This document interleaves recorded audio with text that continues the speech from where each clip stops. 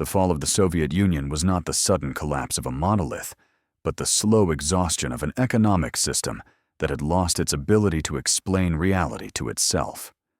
When I look back at the Soviet collapse, I do not begin in 1991 with flags lowered and borders redrawn, but decades earlier in factories that met quotas, yet produced nothing people wanted, in statistics that signaled success while shelves stood empty, and in a planned economy that could no longer reconcile ideology with lived experience. The Soviet Union did not fall because capitalism attacked it from outside. It fell because its economic model could no longer sustain belief from within. For much of the 20th century, the Soviet system appeared formidable. Central planning mobilized resources at immense scale. It industrialized a vast agrarian empire in a single generation, defeated Nazi Germany, and projected power across half the globe. From a historical perspective, this achievement should not be dismissed. Planning worked brutally and inefficiently, but it worked for tasks that required mass mobilization: steel tanks, electricity, heavy industry. The Soviet economy was built for survival and confrontation, not for choice or adaptation. Its logic was extractive, hierarchical, and rigid, but in a world defined by existential threat, rigidity was mistaken for strength.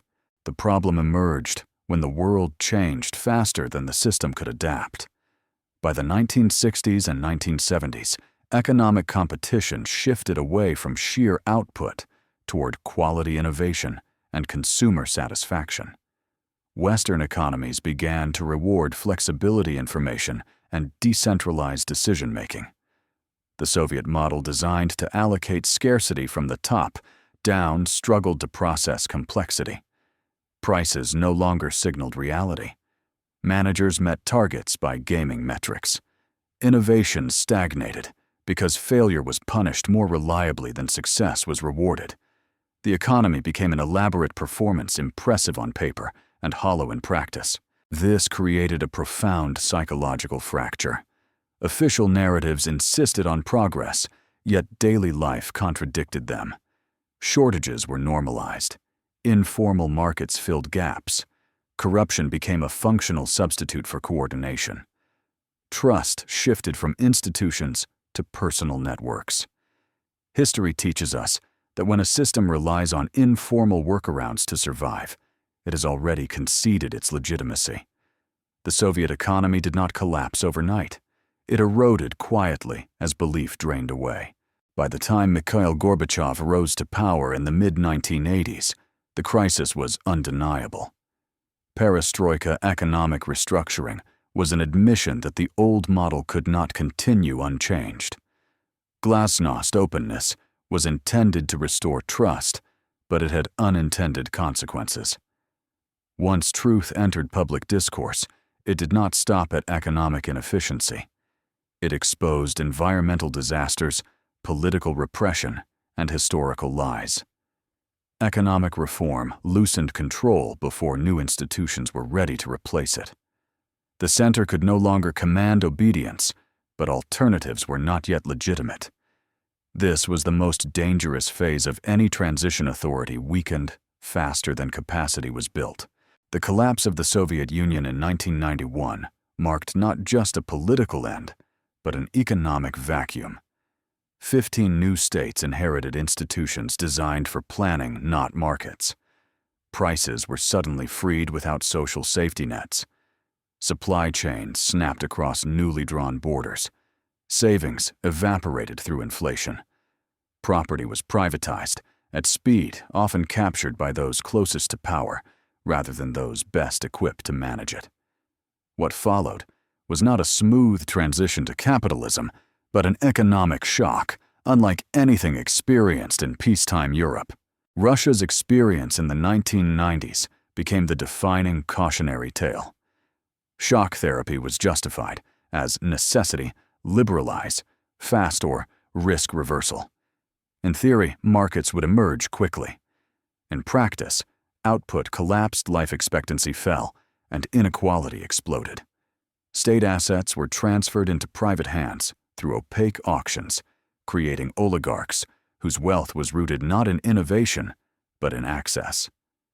For ordinary citizens, capitalism became synonymous with chaos, insecurity, and humiliation. History reminds us that economic systems are judged not by efficiency metrics, but by how they make people feel about dignity and control over their lives. Other post-Soviet states followed different paths, revealing that transition was not destiny. Central European countries that combined market reforms with institution-building legal frameworks and external anchors, like the European Union, fared far better. Where the state remained capable and reform was sequenced, pain was real but temporary. Where the state collapsed alongside planning markets, did not emerge organically. They were captured. This divergence is crucial. It shows that the failure was not planning alone, but the absence of credible institutions during transition.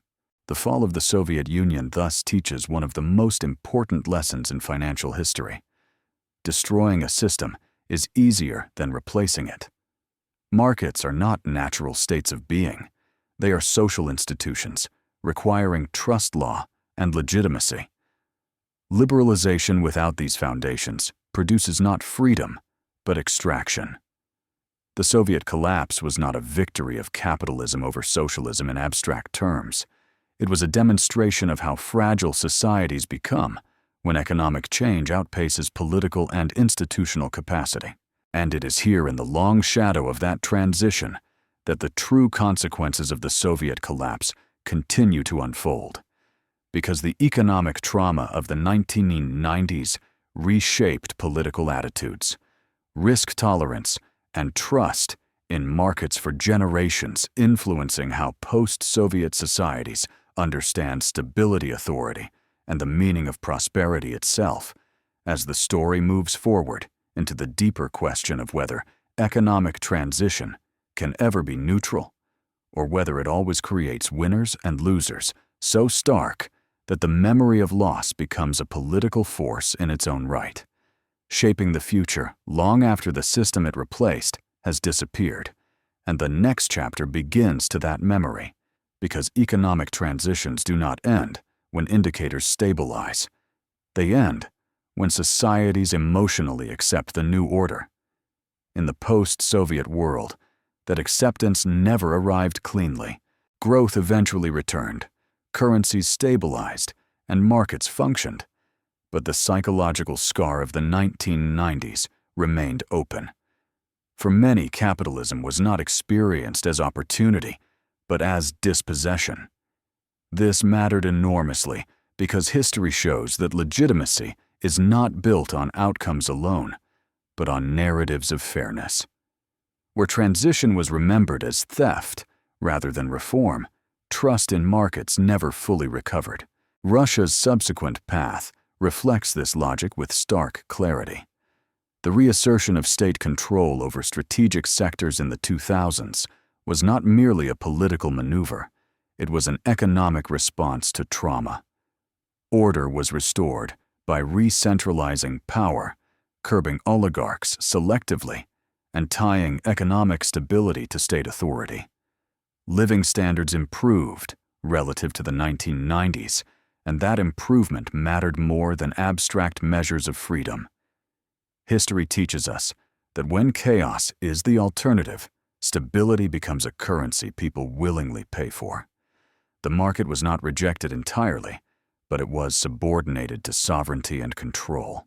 This pattern was not uniquely Russian. Across the post-Soviet space, economic transition reshaped political culture. Where reforms delivered visible benefits and institutions felt credible, market economies gained legitimacy. Where reforms produced inequality without opportunity, nostalgia for state protection lingered. The lesson here is uncomfortable for economic theory, but consistent with history. People tolerate inefficiency longer than indignity. A system that feeds fewer but preserves dignity may endure longer than one that grows faster while humiliating its participants. Globally, The fall of the Soviet Union also transformed economic ideology. For a brief moment, market capitalism appeared triumphant and inevitable. Liberalization was exported as doctrine, often without sufficient attention to sequencing or institutional depth. The assumption that markets would self-organize once freed proved repeatedly flawed. The Soviet transition became the reference point for critics who argued that capitalism, when imposed without social scaffolding, can be as destructive as the systems it replaces. This critique would resurface powerfully after later crises from Asia in 1997 to the global collapse of 2008. From a long historical view, the Soviet collapse reframes how we understand economic change itself. Transitions are not neutral adjustments, they are redistributions of power status and identity. Winners emerge quickly. Losers remember longer. Policies justified as temporary can define generations. This is why economic reform is always political, even when presented as technical necessity. Numbers may balance, but societies do not. The deepest lesson of the Soviet Union's fall is therefore not about socialism versus capitalism, but about pace, trust, and memory. Systems built on belief collapse when belief evaporates. Systems rebuilt too quickly fracture social cohesion. Sustainable economic orders emerge only when institutions grow alongside incentives and when reform is experienced not as erasure, but as inclusion. As the world continues to navigate transitions, technological, demographic, geopolitical, the Soviet experience remains a cautionary mirror. It reminds us that economic models are judged in kitchens and workplaces, not textbooks, and that the cost of ignoring social legitimacy is paid long after the charts show recovery. If this exploration of the Soviet Union's collapse and economic transition has deepened your understanding of how systems fail and reform, I invite you to subscribe and continue these historical journeys with me, and to leave a comment sharing which aspect of economic transition you believe is most underestimated today. Because history shows that the hardest part of change is not building a new system, but persuading people that it belongs to them.